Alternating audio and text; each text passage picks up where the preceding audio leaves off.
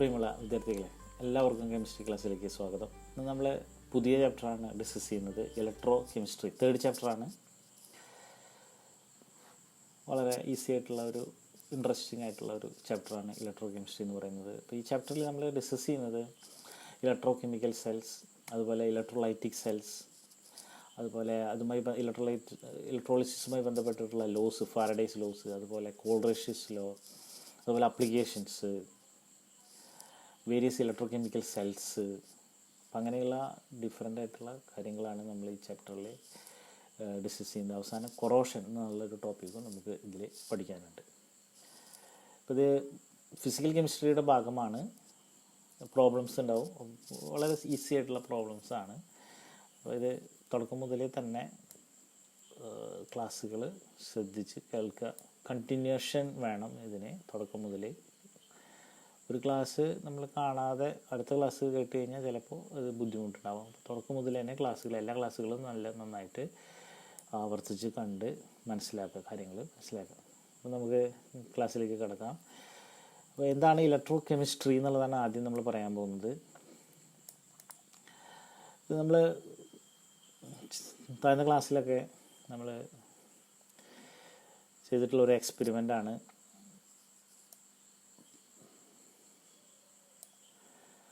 ശാസ്ത്രമേളയിലൊക്കെ നമ്മൾ ചെയ്തിട്ടുണ്ടായിരിക്കാം.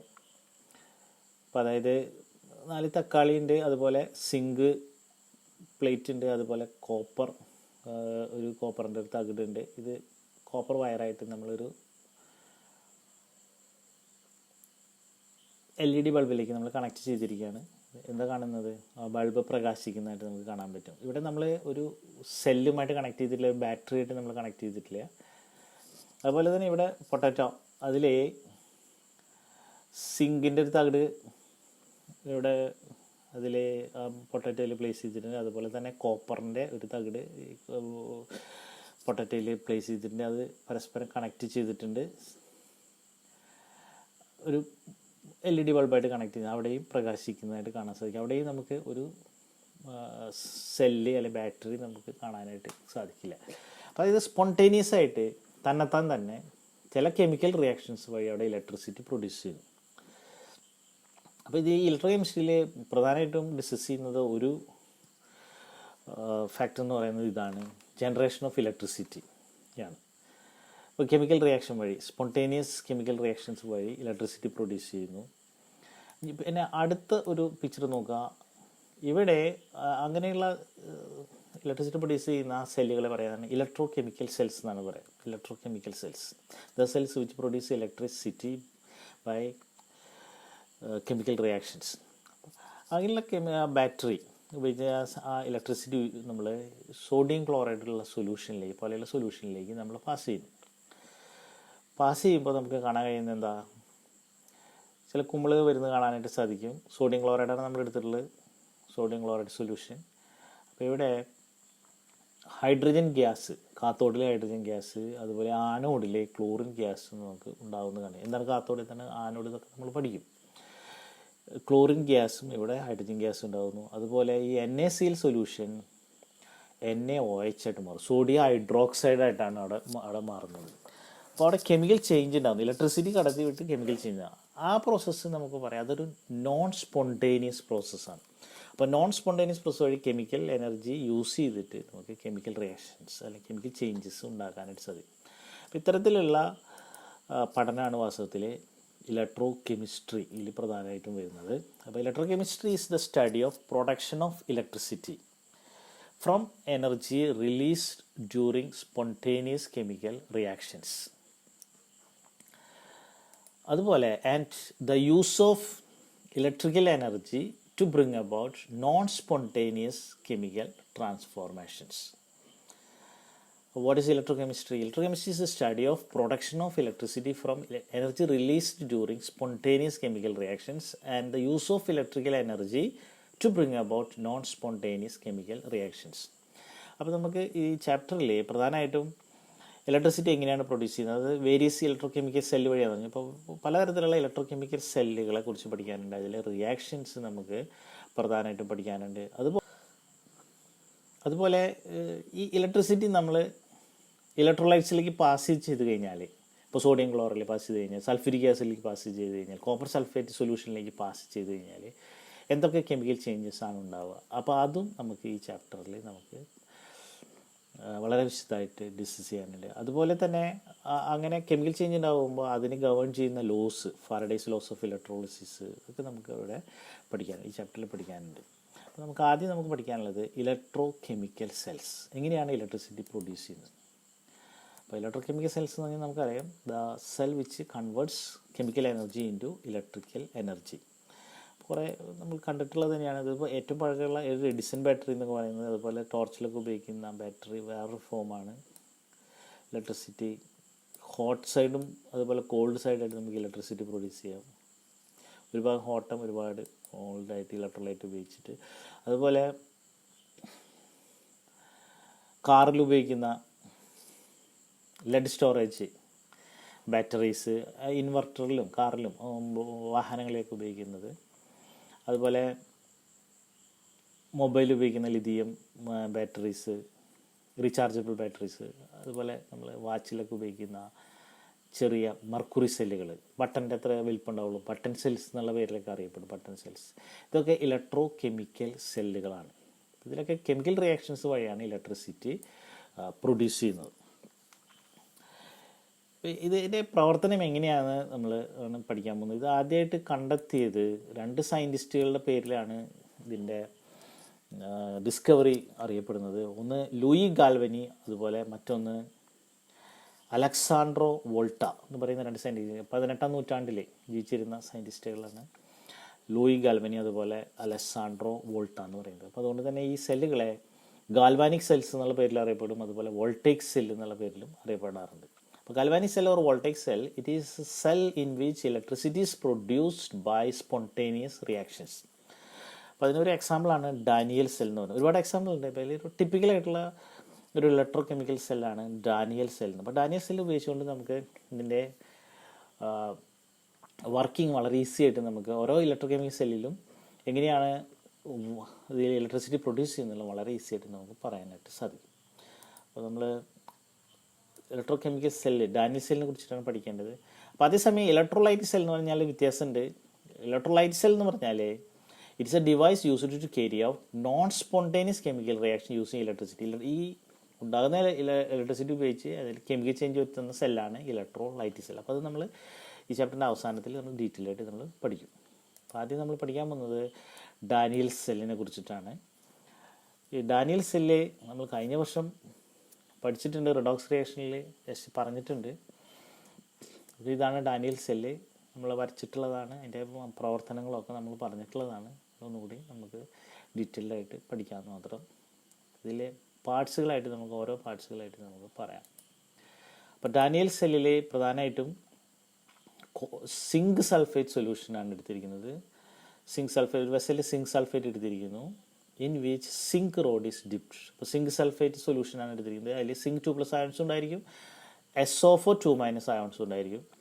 അതുപോലെ പിന്നെ വേണ്ടത് ഒരു കോപ്പർ സൾഫേറ്റ് സൊല്യൂഷനാണ് വേണ്ടത്. കോപ്പർ സൾഫേറ്റ് സൊല്യൂഷൻ അതിൽ Cu 2+ അയോൺസും SO4 2- അയോൺസ് ഉണ്ടായിരിക്കും സൊല്യൂഷനാണ്. അതിലെ കോപ്പർ റോഡ് ഡിപ്പ് ചെയ്തിരിക്കുന്നു. ഇനി ഈ സിങ്ക് റോഡും കോപ്പർ റോഡും തമ്മിൽ എക്സ്റ്റേണലായിട്ട് ഒരു കോപ്പർ വയർ വഴി കണക്ട് ചെയ്തിരിക്കണം. അതുപോലെ ഈ 2 സൊല്യൂഷൻ ഇൻറ്റേർണലായിട്ട് ഒരു ഇൻവെർട്ടഡ് യൂട്യൂബ് വഴിയും കണക്ട് ചെയ്തിരിക്കും. അപ്പോൾ സിങ്കും കോപ്പറും തമ്മിൽ ഒരു കോപ്പർ വയർ വഴി കണക്ട് ചെയ്തിരിക്കുന്നു, ഒരു വോൾട്ട് മീറ്ററിലൂടെ കണക്ട് ചെയ്തിരിക്കുന്നു. വോൾട്ട് മീറ്ററിന് വേണമെന്നില്ല, ഒരു ബൾബായാലും മതി, അല്ലെങ്കിൽ വോൾട്ട് മീറ്ററിലൂടെ കണക്ട് ചെയ്തിരിക്കുന്നു. അതുപോലെ ഒരു സോൾട്ട് ബ്രിഡ്ജ് വഴി ഇൻറ്റേർണലായിട്ട് കണക്ട് ചെയ്യും. സോൾട്ട് ബ്രിഡ്ജ് അല്ലെങ്കിൽ ഇതിനൊരു സോൾട്ട് ബ്രിഡ്ജ് എന്ന് പറഞ്ഞാൽ ഇത്രയേ ഉള്ളൂ, ഒരു ഇൻവെർട്ടഡ് യൂട്യൂബാണ്, ഗ്ലാസ് ട്യൂബാണ്. അതിലെ ഇനർട്ട് ഇലക്ട്രോലൈറ്റുകൾ എടുത്തിരിക്കുന്നു. പൊട്ടാസ്യം ക്ലോറൈഡോ സോഡിയം നൈട്രേറ്റോ പൊട്ടാസ്യം നൈട്രേറ്റ് പോലെയുള്ള ഇലക്ട്രോലൈറ്റുകൾ എടുത്തിരിക്കുന്നു. ഇനർട്ട് എന്ന് പറഞ്ഞാൽ ഉദ്ദേശിക്കുന്നത് ഇതുമായിട്ട് റിയാക്ട് ചെയ്യില്ല എന്നുള്ളൂ, അല്ലാതെ പൊട്ടാസ്യം ക്ലോറൈഡൊക്കെ സ്ട്രോങ് ഇലക്ട്രോലൈറ്റുകളാണ്. ഇനർട്ട് എന്ന് ഉദ്ദേശിക്കുന്നത് ഈ എടുത്തിരിക്കുന്ന സൊല്യൂഷനുമായിട്ട് റിയാക്ട് ചെയ്യാൻ പാടില്ല. അപ്പോൾ ഇങ്ങനെയുള്ള പൊട്ടാസ്യം ക്ലോറൈഡ് അല്ലെങ്കിൽ സോഡിയം ക്ലോറൈഡ് സൊല്യൂഷനായിട്ടല്ല എടുത്തിരിക്കുന്നത്. അത് അഗർ എന്ന് പറയുന്ന ഒരു ഗമ്മ് അല്ലെങ്കിൽ ഒരു ജെല്ലിയായിട്ട് മിക്സ് ചെയ്തിട്ട് ആണ് ഡ്രൈ ഫോമിലാണ് ഇതിൽ ഫില്ല് ചെയ്തിരിക്കുന്നത്. അതിൻ്റെ ഇൻവെർട്ട് ചെയ്തിട്ട് ഇതിലേക്ക് പ്ലേസ് ചെയ്തിരിക്കുന്നു. ഇത്രയാണ് ഒരു ഡാനിയൽ സെല്ലിൻ്റെ സെറ്റപ്പ് എന്ന് പറയുന്നത്. ഇങ്ങനെ നമ്മൾ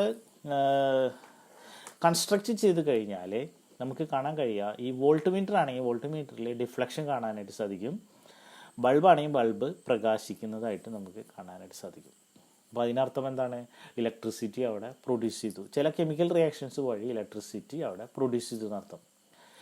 ഒരു സ്പോണ്ടേനിയസ് ആയിട്ടാണ് അവിടെ ഇലക്ട്രിസിറ്റി പ്രൊഡ്യൂസ് ചെയ്യുന്നത്. നമ്മളൊന്നും ചെയ്തിട്ടില്ല, ഇതിങ്ങനെ കണക്ട് ചെയ്ത് കൊടുക്കുക മാത്രമേ ചെയ്തിട്ടുള്ളൂ. അല്ലാതെ അവിടെ നമ്മൾ വേറെ എക്സ്റ്റേണൽ ആയിട്ട് നമ്മൾ എനർജി അവിടെ സപ്ലൈ ചെയ്തിട്ടില്ല, ഒരു സെല്ലായിട്ട് കണക്ട് ചെയ്തിട്ടില്ല, ഒരു സെല്ല് അവിടെ ബാറ്ററി ഒന്നും നമ്മൾ കണക്ട് ചെയ്തിട്ടില്ല.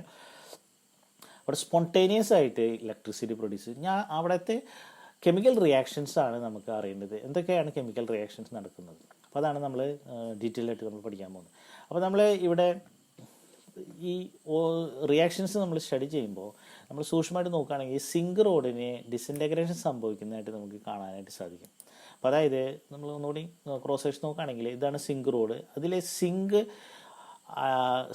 സിങ്ക് ആറ്റങ്ങൾ സിങ്ക് 2+ ആയിട്ട് സൊല്യൂഷനിലേക്ക് എൻട്രി ചെയ്യും. എങ്ങനെ? 2 ഇലക്ട്രോൺ ലൂസ് ചെയ്തിട്ട്. സിങ്ക് ഇലക്ട്രോ പോസിറ്റീവാണ്, ഇലക്ട്രോ പോസിറ്റീവ് കൂടുതലാണ്, ഇലക്ട്രോൺ വിട്ടുകൊടുക്കാനുള്ള കഴിവ് കൂടുതൽ കോപ്പറിനെ അപേക്ഷിച്ച് സിങ്കിന് കൂടുതലാണ്. അപ്പോൾ സിങ്ക് എന്ത് ചെയ്യുന്നു? 2 ഇലക്ട്രോണിനെ വിട്ടുകൊടുത്തിട്ട് സിങ്ക് 2+ ആയിട്ട് സൊല്യൂഷനിലേക്ക് എൻ്റർ ചെയ്യുന്നു. അപ്പോൾ അത് ലൂസിങ് ഓഫ് ഇലക്ട്രോൺ ആണ്. ലൂസിങ് ഓഫ് ഇലക്ട്രോൺ നമ്മൾ പഠിച്ചിട്ടുണ്ട്. Losing of electron is oxidation. Oxidation is losing of electron and reduction is gaining of electron. Oil rig ഓർത്താൽ മതി, oil rig. Oxidation is losing of electron, reduction is gaining of electron. അപ്പോൾ ഇവിടെ സിങ്കിന് ഓക്സിഡേഷനാണ് സംഭവിച്ചത്. Zinc is oxidised to zinc 2+. Zinc 2 electron lose ചെയ്തിട്ട് zinc 2+. അപ്പോൾ ഓക്സിഡേഷനാണ് ഇവിടെ സംഭവിച്ചത്. ഓക്സിഡേഷൻ സംഭവിക്കുന്ന oxidation what is oxidation? Losing of electron. Oxidation സംഭവിക്കുന്ന ഇലക്ട്രോണിനെ പറയുന്നതാണ് anodes. What is anodes? The electrode at which oxidation takes place. അപ്പോൾ ആനോഡിൻ്റെ ഡെഫിനിഷൻ ഇതാണ്: ഏത് ഇലക്ട്രോഡിലാണോ ഓക്സിഡേഷൻ സംഭവിക്കുന്നത് അത് ആനോഡും, ഏത് ഇലക്ട്രോഡിലാണോ റിഡക്ഷൻ സംഭവിക്കുന്നത് അത് കാത്തോഡും. അതാണ് അതിൻ്റെ ഡെഫിനിഷൻ എന്ന് പറയുന്നത്. അപ്പോൾ ഇവിടെ ഓക്സിഡേഷൻ, സിംഗിൾ ഇലക്ട്രോണിൽ ഓക്സിഡേഷൻ സംഭവിച്ചത് അതുകൊണ്ട് it is known as anodes. അവിടെ ഇലക്ട്രോൺസ് റിലീസ് ചെയ്യുന്നതുകൊണ്ട് അതിന് നെഗറ്റീവ് ചാർജ് ആയിരിക്കും ഉണ്ടാവുക. ഇപ്പോൾ ഇവിടെ ഇലക്ട്രോണും സിങ്ക് 2+ സൊല്യൂഷനിലേക്ക് എൻ്റർ ചെയ്തു. ഇലക്ട്രോണിനെ എന്ത് സംഭവിച്ചു? ഇലക്ട്രോണിനെ ഈ സൊല്യൂഷനിലേക്ക് എൻ്റർ ചെയ്യാം, അതേസമയം ഈ കോപ്പർ വയറിലൂടെ ഇങ്ങോട്ട് മൂവ് ചെയ്യുകയും ചെയ്യാം, കോപ്പറിലേക്ക് മൂവ് ചെയ്യുകയും ചെയ്യാം. അപ്പോൾ നമുക്കറിയാം ഇലക്ട്രോണിന് ഏറ്റവും റെസിസ്റ്റൻസ് കുറഞ്ഞ പാത്താണ് അത് അക്സെപ്റ്റ് ചെയ്യുക. അപ്പോൾ എന്ത് ചെയ്യും? ഇവിടെ സൾഫേറ്റ് നെഗറ്റീവ് ചാർജുള്ള സൾഫേറ്റ് അയോണിന് റിപ്പൽഷൻ ഉണ്ടാകുന്നതുകൊണ്ട് ഇലക്ട്രോൺ ഇതുവഴി വോൾട്ട് മീറ്ററിലൂടെ പാസ് ചെയ്ത് കോപ്പറിലേക്ക് എത്തുന്നു, ഇവിടേക്ക് എത്തുന്നു. ഇവിടെ എത്തിക്കഴിഞ്ഞാൽ സംഭവിക്കും, ഈ ഇലക്ട്രോൺ എന്ത് സംഭവിക്കും? ഈ Cu2+ ഡിസ്ചാർജ് ചെയ്യാൻ വേണ്ടി നിൽക്കുകയാണ്. Cu2+, 2 ഇലക്ട്രോൺ കിട്ടിയാൽ മതി, അതിന് കോപ്പറായിട്ടായിട്ട് മാറാം. അപ്പോൾ എന്ത് ചെയ്യുന്നു? ഈ കോപ്പറിൽ വരുന്ന ഈ 2 ഇലക്ട്രോണുകളെ ഈ സൊല്യൂഷനിലുള്ള Cu2+ അയോൺ ആക്സെപ്റ്റ് ചെയ്ത് it is reduced to copper ആറ്റമായിട്ട് അവിടെ ഡെപ്പോസിറ്റ് ചെയ്യും. ഇതാണ് അവിടെ സംഭവിക്കുന്നത്. അപ്പോൾ ഇലക്ട്രോൺ ഗെയിൻ ചെയ്യാണ്. Gaining of electron is known as reduction. അപ്പോൾ ഇവിടെ Cu2+ അയോൺസിന് റിഡക്ഷൻ സംഭവിച്ചു. Cu2+ ion accept 2 electron from the electrode, copper electrode and converted into copper atom. Copper atom ഇവിടെ ഡെപ്പോസിറ്റ്. ഇവിടെ ഗെയിനിങ് ഓഫ് ഇലക്ട്രോൺ ആണ്, reduction നടക്കുന്ന ഇലക്ട്രോണിനെ നമുക്ക് പഠിച്ചിട്ടുണ്ട്. It is cathode. The electrode at which reduction takes place is known as cathode. ഇവിടെ electron consume ചെയ്യുന്നതുകൊണ്ട് അവിടെ ചാർജ് പോസിറ്റീവ് ആയിരിക്കും. അപ്പോൾ എല്ലാ ഇലക്ട്രോ കെമിക്കൽ സെല്ലിലും അല്ലെങ്കിൽ ഗാൽവാനിക് സെല്ലുകളിലും ആനോഡിൻ്റെ ചാർജ് നെഗറ്റീവും കാത്തോഡിൻ്റെ ചാർജ് ആയിരിക്കും പോസിറ്റീവും ആയിരിക്കും. കാത്തോഡിൽ റിഡക്ഷനും ആനോഡിൽ ഓക്സിഡേഷനാണെന്ന കാര്യം നമ്മൾ ഓർക്കുക. അപ്പോൾ ഇതാണ് കെമിക്കൽ. അപ്പോൾ ഇങ്ങനെയുള്ള കെമിക്കൽ റിയാക്ഷൻ മൂലമാണ് ഡാനിയൽ സെല്ലിൽ ഇലക്ട്രിസിറ്റി പ്രൊഡ്യൂസ് ചെയ്യുന്നത്. കാരണം അപ്പോൾ ഒരു ഇലക്ട്രോൺ ഫ്ലോ ഉണ്ടായി, വോൾട്ട് മീറ്ററിലൂടെ ഇലക്ട്രോൺ ഫ്ലോ ഉണ്ടായി, അതാണ് ഇലക്ട്രിക് കറണ്ടിന്. കാരണം ഒരു പൊട്ടൻഷ്യൽ ഡിഫറൻസ് അവിടെ ക്രിയേറ്റ് ചെയ്തിട്ടുണ്ട്, അതുകൊണ്ടാണ് ഇലക്ട്രോൺ ഫ്ലോ ഉണ്ടായത്. ഇവിടെ നമ്മൾ നോക്കുകയാണെങ്കിൽ 1.1 വോൾട്ടായിരിക്കും ഇവിടെ നമുക്ക് ലഭിക്കുക.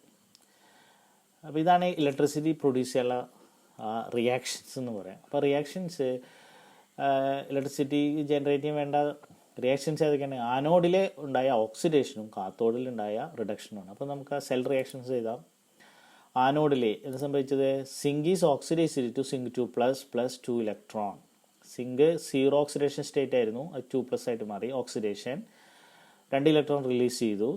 ഇനി കാത്തോഡിൽ എന്ത് സംഭവിച്ചു? ആ റിലീസ് ചെയ്ത 2 ഇലക്ട്രോൺ Cu2+ അയോൺസ് ആക്സെപ്റ്റ് ചെയ്തു. എന്നിട്ട് എന്തായി മാറി? കോപ്പറാറ്റായിട്ട് മാറി. ഇവിടെ ഓക്സിഡേഷൻ സ്റ്റേറ്റ് 0 എലിമെൻ്റ് ആണ്, മെറ്റൽ ആണ്, അപ്പോൾ 0. അപ്പോൾ 2+ൽ നിന്ന് 0 ആയിട്ട് കുറഞ്ഞു, റിഡക്ഷൻ അങ്ങനെയും പറയാം നമുക്ക്. 2+ൽ നിന്ന് 0 ആയിട്ട് കുറഞ്ഞു, ഇവിടെ 0ൽ നിന്ന് 2+ ആയിട്ട് ഇൻക്രീസ് ചെയ്തു. അപ്പോൾ ഓക്സിഡേഷൻ റിഡക്ഷനാണ്. അപ്പോൾ അതായത് റിഡോക്സ് റിയാക്ഷനാണ് വാസ്തവത്തിൽ ഇവിടുത്തെ റിയാക്ഷൻ എന്ന് പറയുന്നത്. അപ്പോൾ ടോട്ടൽ റിയാക്ഷൻ നമുക്ക് എഴുതാം, സെൽ റിയാക്ഷൻ നമുക്ക് എഴുതാം. രണ്ടുകൂടി കൂട്ടിയാൽ മതി. രണ്ടുകൂടി കൂട്ടുമ്പോൾ ഇവിടെ 2 ഇലക്ട്രോൺ റിലീസ് ചെയ്തു, 2 ഇലക്ട്രോൺ ഇവിടെ കൺസ്യൂം ചെയ്തു. അപ്പോൾ നമുക്കത് ക്യാൻസൽ ചെയ്ത് എഴുതാം. അപ്പോൾ ലെഫ്റ്റ് സൈഡിൽ സിങ്കും ഇവിടെ Cu2+ ഉണ്ടായിരിക്കും, റൈറ്റ് സൈഡിൽ സിങ്ക് 2+ഉം കോപ്പറും ഉണ്ടായിരിക്കും. ഇതാണ് ഓവറോൾ റിയാക്ഷൻ. അപ്പോൾ ഡാനിയൽ സെല്ലിലെ ഓവറോൾ റിയാക്ഷൻ ചോദിച്ചു കഴിഞ്ഞാൽ ഇതാണ് നമ്മൾ എഴുതേണ്ടത്. Zinc plus Cu2+ give Cu+Zn2+. അപ്പോൾ ഈ ഓക്സിഡേഷൻ റിഡക്ഷൻ റിയാക്ഷൻ, അതായത് റിഡോക്സ് റിയാക്ഷൻ ആണ്. അതും സ്പോണ്ടേനിയസ് ആയിട്ടുള്ള തനിയെ നടക്കുന്നതാണ്. നമ്മൾ ഇലക്ട്രിസിറ്റി ഉപയോഗിച്ചിട്ടൊന്നുമില്ല, കൊടുത്തിട്ടൊന്നുമില്ല. അപ്പോൾ സ്പോണ്ടേനിയസ് ആയിട്ടുള്ള റിഡോക്സ് റിയാക്ഷനാണ് ഇങ്ങനെയുള്ള ഗാൽവാനിക് സെല്ലുകളിൽ ഉള്ള ഇലക്ട്രിസിറ്റി പ്രൊഡ്യൂസ് ചെയ്യാനുള്ള കെമിക്കൽ റിയാക്ഷൻ എന്ന് പറയുന്നത്. അപ്പോൾ spontaneous redox reaction are responsible for the generation of electricity in the Daniell സെല്ലിൻ്റെ and all other galvanic cells.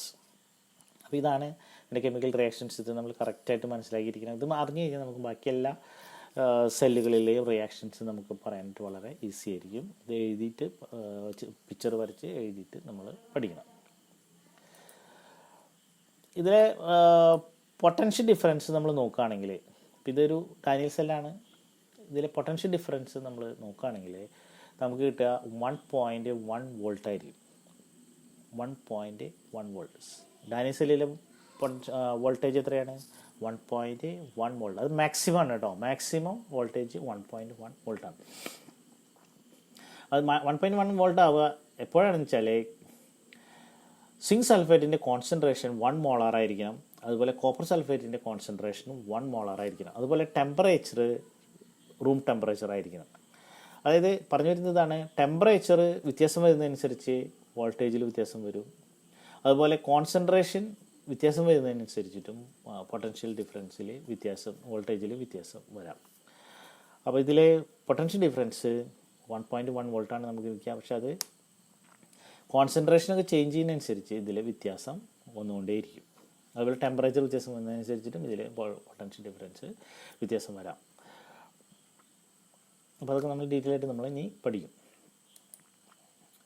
ഇതിലെ ഡാനിയൽ സെല്ലിലുള്ള ഇലക്ട്രോണിൻ്റെ ഡയറക്ഷൻ നമ്മൾ അറിഞ്ഞിരിക്കണം. എവിടെ നിന്ന് എങ്ങോട്ടാണ്? സിങ്കിൽ നിന്ന് കോപ്പറിലേക്കാണ്. സിങ്ക് എന്ന് പറഞ്ഞാൽ നമ്മൾ പഠിച്ചു കഴിഞ്ഞു ആനോഡാണ്. ലെഫ്റ്റിലാണ് സാധാരണ അത് നമ്മളിപ്പോൾ പ്ലേസ് ചെയ്യുന്നത് ആനോഡായിരിക്കും. റൈറ്റിൽ നമ്മൾ കാത്തോഡായിരിക്കും. അപ്പോൾ ലെഫ്റ്റിലുള്ള സിങ്കിൽ നിന്നാണ് 2 ഇലക്ട്രോൺ റിലീസ് ചെയ്ത് അത് ഇവിടേക്ക് എത്തുന്നത്. അപ്പോൾ ഇലക്ട്രോണിൻ്റെ ഡയറക്ഷൻ എന്ന് പറയുന്നത് ഫ്രം സിങ്ക് ടു കോപ്പർ. കറണ്ടിൻ്റെ ഡയറക്ഷൻ നമ്മൾ ജസ്റ്റ് ഓപ്പോസിറ്റ് പറയാം. ഇലക്ട്രോണിൻ്റെ ഡയറക്ഷൻ്റെ ഓപ്പോസിറ്റാണ് നമ്മൾ കറണ്ടിൻ്റെ ഡയറക്ഷൻ നമ്മൾ പറയാം.